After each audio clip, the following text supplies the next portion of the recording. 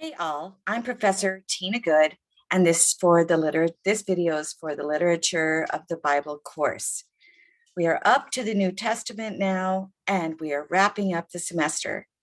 But I thought it was really important that I give you some context, some historical and cultural context, getting up to and including the New Testament before we launch right into the Gospels. So I'm going to go ahead and share my screen and show you a PowerPoint that I've created for you.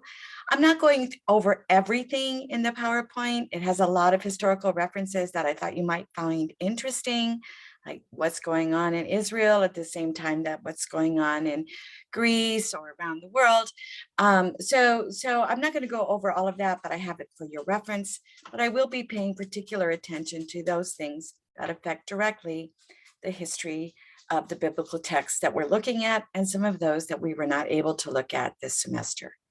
So I'm going to go ahead and share my screen.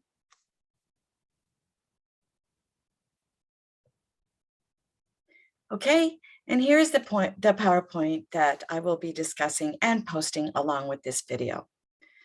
So the first couple of PowerPoint slides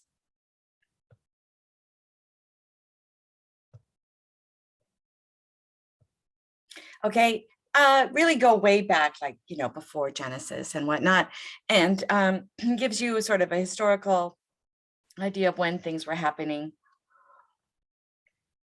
at different times. Okay, and so you can go ahead and look at these, but the important thing that I want to bring your attention to is we start here around the Iron Age. Okay, and that is when the Israelite tribes are settling in Canaan. And you'll recall that we were talking about the tribal government of the Israelites when we were reading Judges. It really builds that up in the books of Joshua and Judges.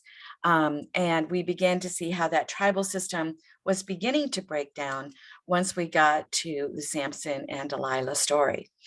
That's probably not a completely accurate depiction of it. It wasn't just probably the morality of the tribes that was breaking down.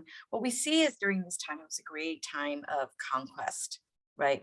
And so there were many aggressive tribes that their way of survival, that we would say anthropologically, was through conquest. And so in order for the Israelite tribes to exist, they needed to probably become more centralized in their government so that they could organize militaries and begin to think of themselves as one people rather than 12 separate tribes.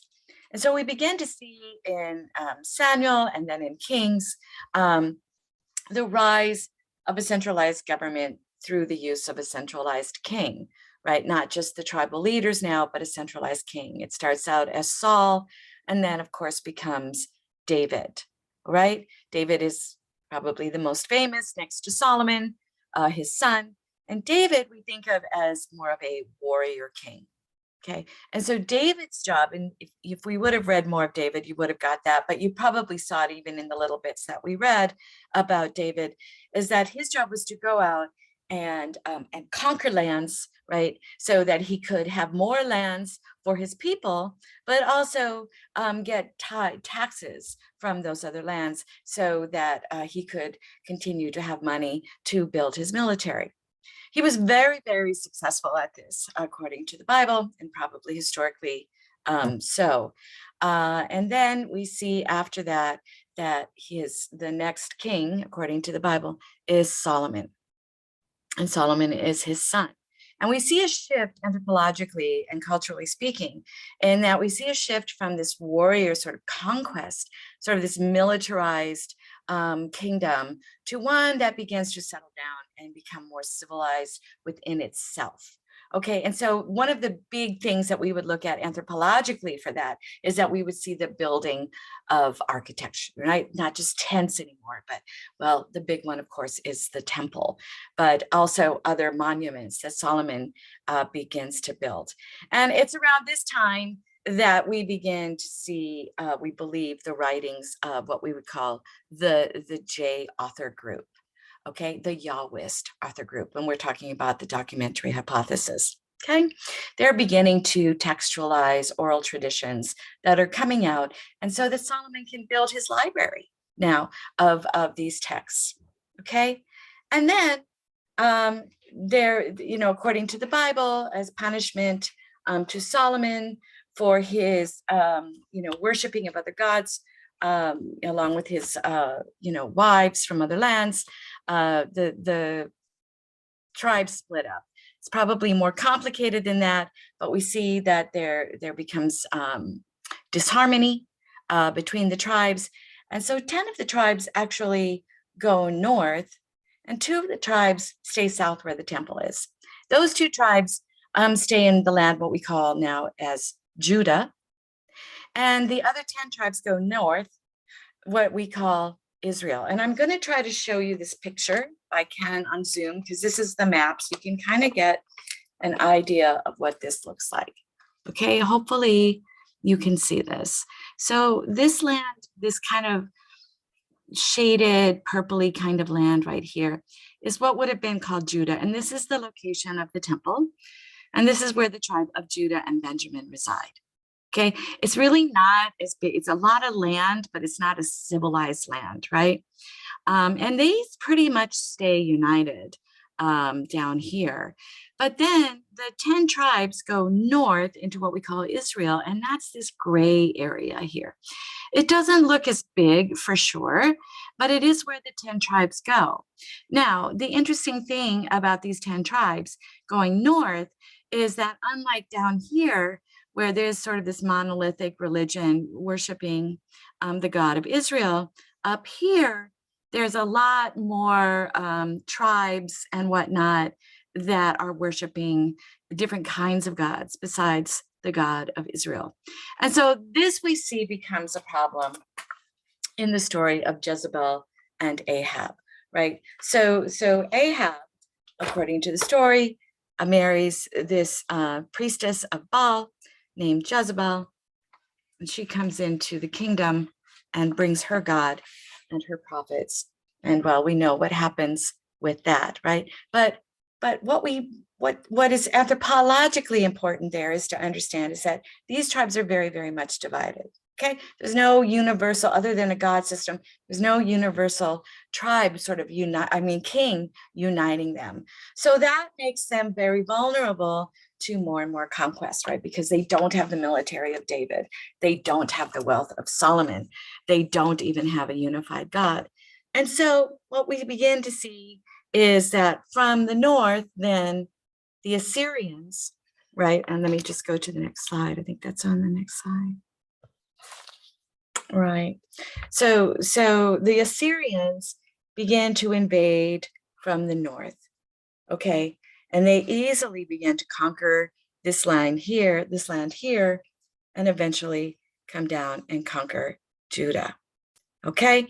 Now, what's also important to understand is that while these tribes were up here and they were, being threatened by the Assyrians, we began to see them also textualizing stories, following in the line of Solomon, right? The Israelites here began to also textualize, but began to favor their own history, okay? And this is where we see the privileging of the second son in many of our stories, right? So this breakaway from Judah here, which would have been metaphorically the first son, and this privileging of the second son, right? So here's where we begin to see the J document and then the E document that eventually begin to be woven into the Torah as well as other books within the Bible.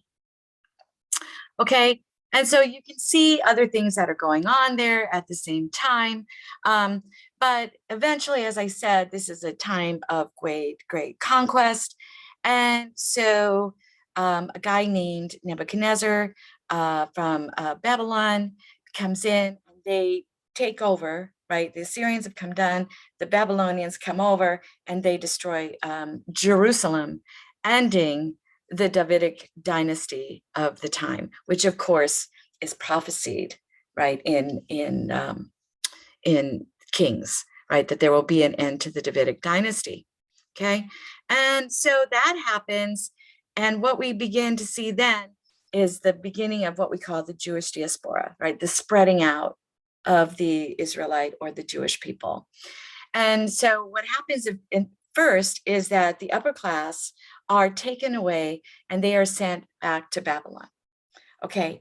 And eventually the lower classes come, the temple is destroyed. And so they are completely a displaced people, except for very, very few people that remain in Judah. But of course, no kingdom remains in place for very long. And by the way, so we're just about now getting into the chapters of Esther. And so Persia then comes in and they conquer Babylon. Now, Persia, it seems, is a little bit more religiously tolerant than the Babylonians were. And they allow the Jewish upper classes to return to Jerusalem.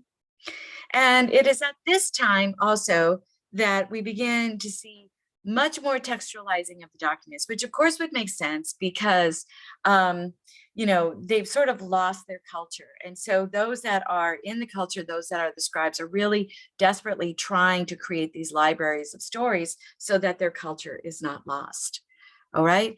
Eventually, they are allowed to go back to Jerusalem. Some of them do, some of them don't. Right? They were in Babylon for 400 years. So this was where their lives were.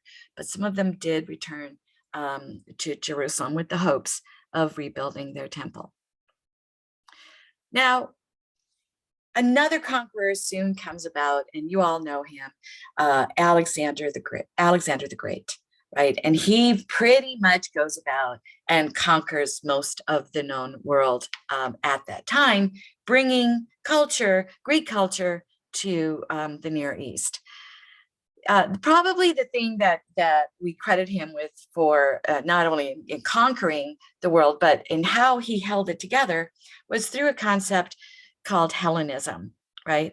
And that was this kind of cosmopolitan idea that, it wasn't really about, the worship of just the Greek gods, but sort of this sort of building of a city, building of a civilization, and sharing that sort of artistic similarities. He began to build a language called Koine, right, which was the language of the common people, and so sort of bringing them together through language and through stories, right? But what's really important about this is he brings the Greek culture to the Near East, which has this idea of the God system, which prepares the way for us, for the people later on, to believe that there can actually be such a thing as a Jesus figure, right? And that is that Mary was a virgin, and that the God impregnated Mary with his son Jesus. Now we have to think about that, right? Like if somebody came to us today and said, like, oh, I am the son of God, my mother was a virgin, like, we would not accept that. It's just not within our world of view to believe in that. But because of Hellenism, they were predisposed to believe that because, the Greek gods were sleeping with mortal women all the time and impregnating them, right? And we had the demigod system, right? We had Hercules, we had all of these other systems.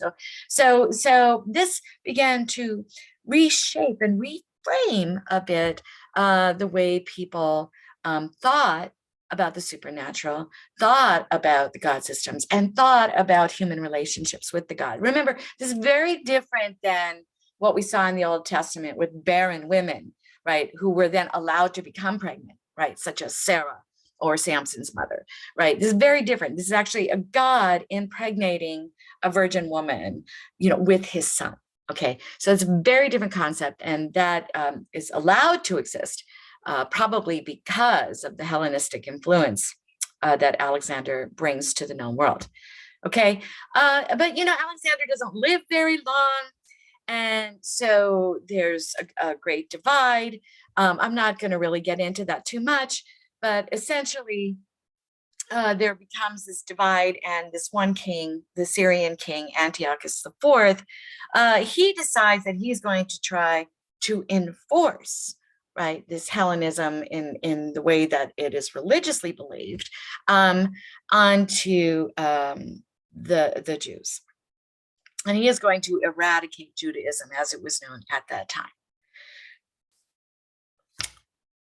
There was a revolt. It was called the Maccabean Revolt. And we don't get a lot of this in the Bible. You'll find most of this in the Apocrypha, along with that story of Esther, where we find the history of the Maccabean Revolt, where we find the history of Hanukkah, all those kinds of things. We would find that in the Apocrypha within our Bible, which of course is left out of most Christian Bibles. But they were successful, and they managed to actually live, right, as a people for about 100 years. It was really pretty amazing. But as we've seen, nothing lasts for long. And then this other group called the Romans come in, and they decide that they're going to take over, right, Judah. And they do so in a very interesting way. And that is that General Pompey, under Julius Caesar, decides to go on a peacekeeping mission, right, to Judah. And essentially, they occupy Judah. So Rome actually takes over Judah without there ever being a battle, right? They just come in and they take over, and Rome suddenly, Judah is suddenly, or what we now call Judea, is suddenly a part of the Roman Empire. Okay.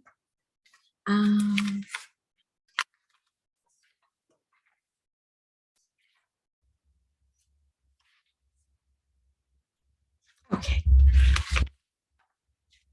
So Rome has an interesting, as you know, Rome is struggling, right? For any of you who've studied classical history, Rome is struggling because it's so big to control all of its lands. And so it really has no choice but to be religiously tolerant. It simply cannot maintain, religious observance. It does keep with the Hellenistic ideals, but now, of course, they're Roman. And so they began to appoint kings of the different lands. And so Augustus Caesar, I believe it was Augustus, appoints Herod the Great as king of Judea. And Herod's big thing is that he rebuilds the temple that the Babylonians had destroyed. This was a very big thing. They had wanted to rebuild this temple for some time, and Herod the Great was actually able to do this.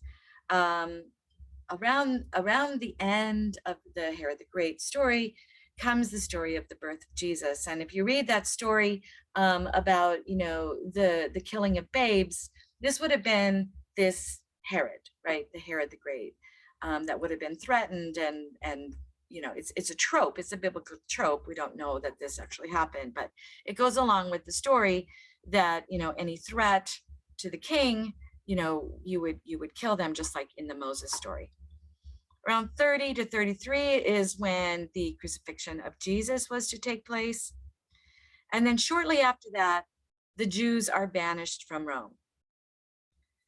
During that time, Paul, you don't really know him too much, but he's actually responsible for the bulk of the New Testament. And he conducts missionary tours among the Gentiles. Okay, so what does that mean? Gentiles are just non-Jews, right? In this Jewish concept, there's like two kinds of people. There are Jews and there are non-Jews who are called Gentiles, right? And so Paul goes out and spreads the word of Jesus as a religion, right? The teachings of Jesus. And then he writes a series of letters, which then many of them make their way into the New Testament. Around a little bit later, Rome burns. They don't really know, why Rome burns. Several speculations have been made, but what we do know is that the Christians were blamed. And because of that, then they became persecuted, right? So Rome burned, must be the Christians' fault. So then they become persecuted because they are Christians, right? It is a moment of religious persecution, which we saw back with Antiochus IV with persecution of the Jews. Okay, just after, or I should say, this timeline is somewhat interesting because we're not quite sure when the Gospel of Mark was written, right? Was it written in response to the Jewish revolt? Was it written during the Jewish revolt, just before it? But it's definitely connected to the Jewish revolt against Rome, much like the Maccabean revolt. However, it did not make it. This Jewish revolt failed, and it resulted in the destruction of Jerusalem and that temple that Herod had created. Okay, so then it is after the destruction, for sure, we know that, and quite a ways after Mark, comparatively, not so much in the Old Testament, but for the New Testament, this is comparatively later. 80 to 85 Common Era, Gospel of Matthew is written, and 80 to 90 Gospel of Luke and Acts is written. Okay, so that takes us into a discussion of the New Testament, which I've asked you to watch Who Wrote the Bible, the New Testament. I've given you the link to that. But essentially, the New Testament, unlike the Old Testament, is a collection of 27 early Christian documents that the church added to the Greek version, right? The Greek version of the Hebrew scripture. Remember, everything was Hellenized, right? So the Hebrew scripture had been converted, much of it had been converted to ancient Greek, and these texts were simply added to it. I've given you a chart to kind of help you compare the structure of the New Testament to the Old Testament, just so you can kind of see how it was put together. And I'll let you take a look at that. But of course, one of the amazing things is the Old Testament was composed over 1,100 years, right? And the New Testament was composed at best over 100 years. Much different. We see a lot more writing, a lot less oral tales.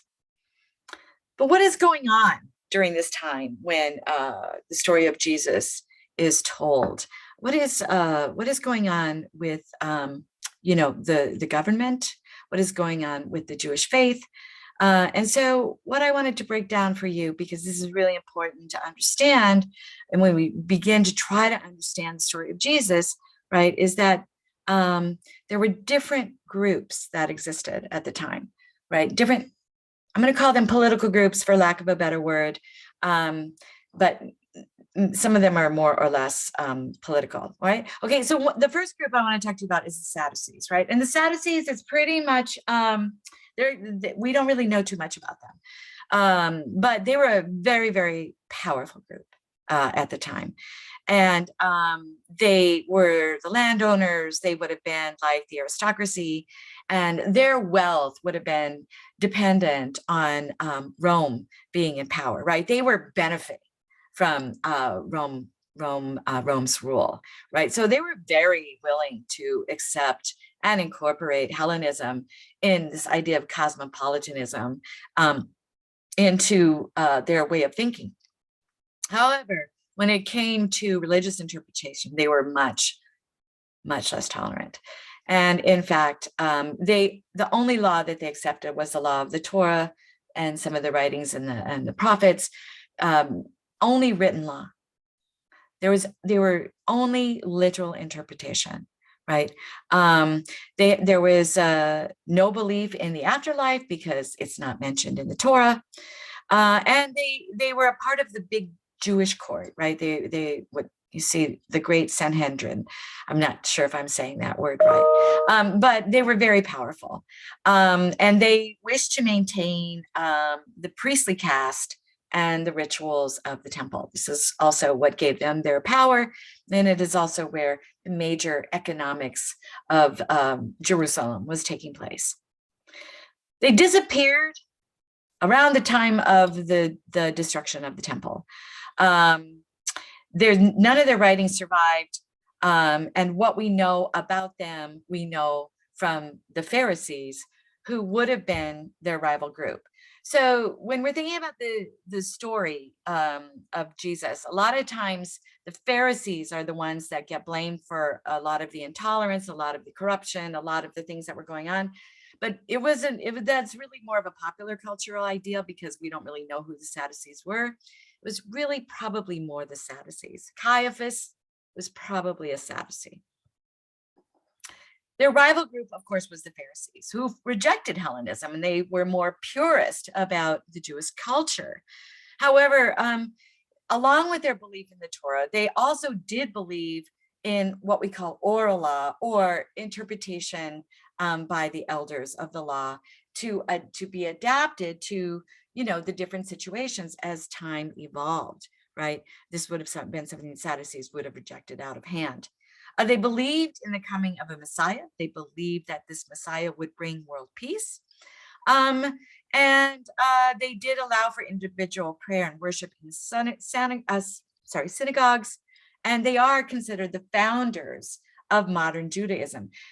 In fact, probably Jesus had a lot in common with the Pharisees as far as that idea of interpreting law in order to apply it to, the problems of the time, right? Much more tolerant. But in fact, Jesus was more likely an Essene. John the Baptist was most definitely an Essene. And they eventually formed a rebellion, the Essenes did, against the Pharisees and the Sadducees for perceived corruption. They are the ones that sort of created this idea of the monastic life, right, outside of Jerusalem. I mean, we saw a little bit of it with Elijah, but this really begins to organize in this way. And they were very responsible for creating these libraries of documents, right, in order to perpetuate the faith. They did believe, right, that the world was coming to an end, at least their world. And so what is believed is that they took these libraries of scrolls and they hid them in caves, just like we found with the Dead Sea Scrolls. And many of them were lost forever. We don't know why.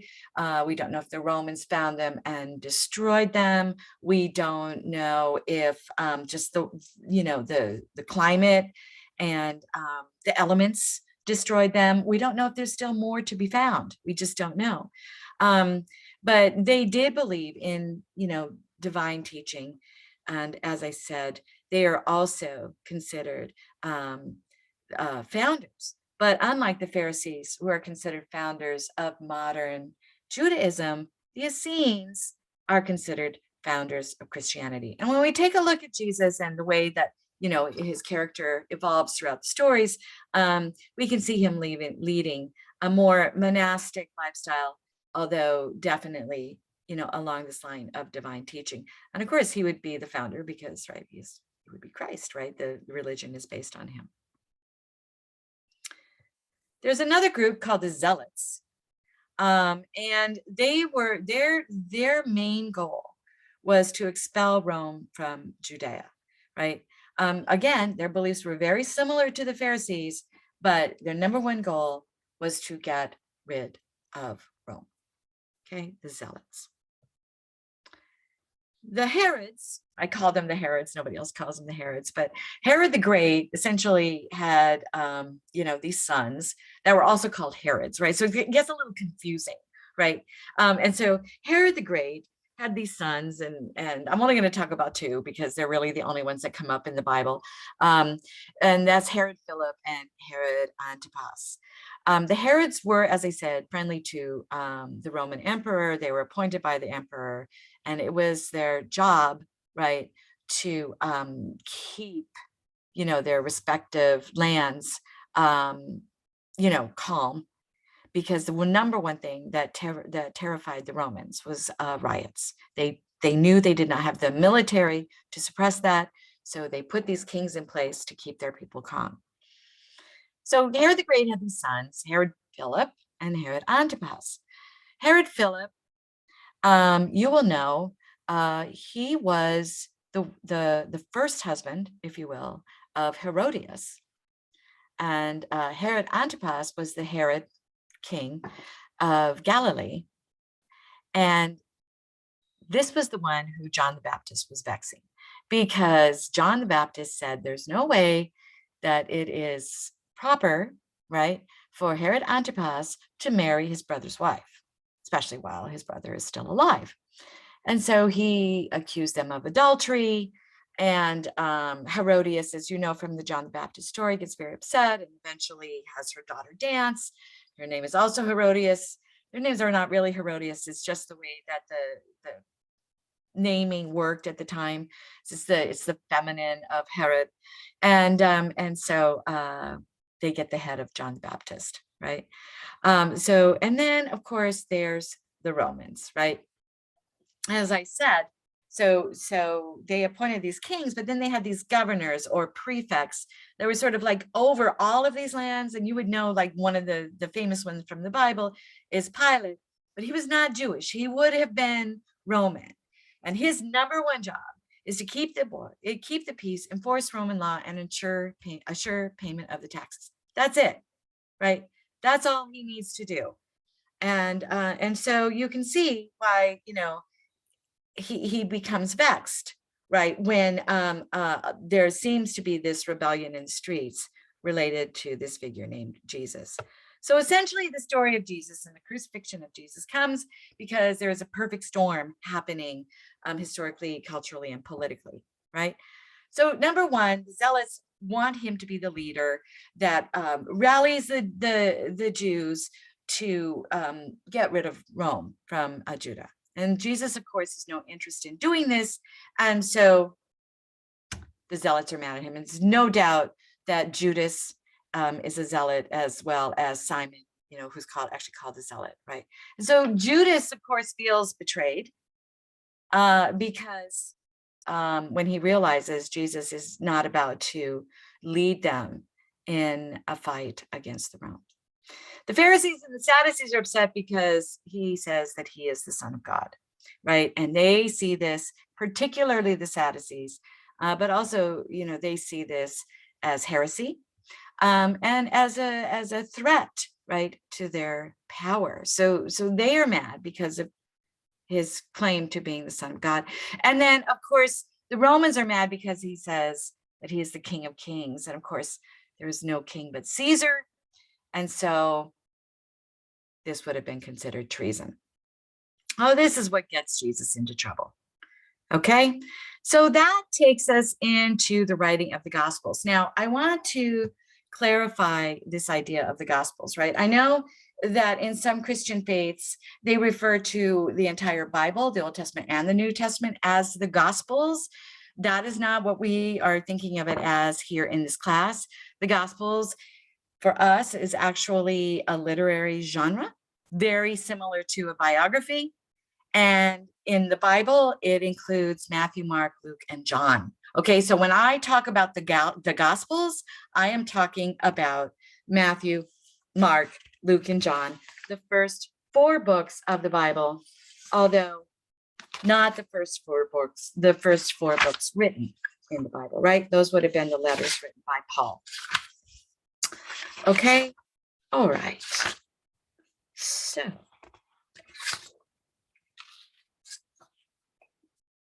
let me just move on here. As I said, the Gospels are the first 4 books. And then Paul's letters, as I mentioned, also create a great number of those books, although written prior to the Gospels, and are considered the oldest surviving Christian documents. Okay, so the Gospels as a literary genre, very akin to a biography, but in some ways different. It is a category invented by the early Christians, derived from this word evangelion. So, those of you who are familiar with the word evangelical or whatnot, that's where this word comes from. And it means good news. And the Gospels serve as a written vehicle, really, for transforming previously oral preaching about Jesus, right? Perhaps also his actual teachings into the form of his biography. Okay. Now, listen, it's not the same as our biographies today, right? It's really not interested in his childhood. It really does focus on his teachings and his passion, or what we would call his suffering and his death. Now, There are three Gospels that we call the Synoptic Gospels, and those are considered Matthew, Mark, and Luke. Now, why do we call them Synoptic Gospels? Synoptic means that they are similar, right?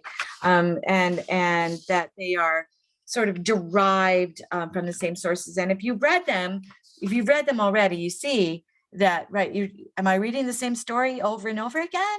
And some people think they're just added on to.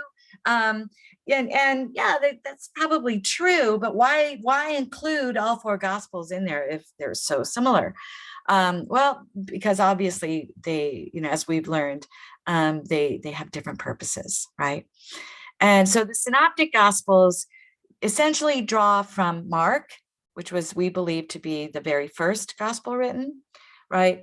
And another document which we've never found. No, it's not me, I'm not out there looking for it, but scholars have not found.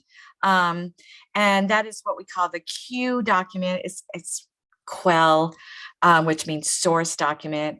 And by comparing them, it seems like there's a lot in common in Matthew and Luke, that there's probably another document out there besides Mark that they were drawing from. And then there's probably a couple of other documents out there that just were never found that also seem to provide some commonality. So that's simply what it means, Matthew, Mark, and Luke. John is not a part of the Synoptic Gospels, and I'll get into that in just a second. I should say that even though they're named Matthew, Mark, Luke, and John, we have no idea who wrote the Gospels, right? They are a group of gospel writers that reflect a certain view, right, of the teachings of Christ and Christ's life, his suffering, and his death. Okay, so we have no idea who wrote Matthew, Mark, and Luke, right? It's just what they're called. They are anonymous documents.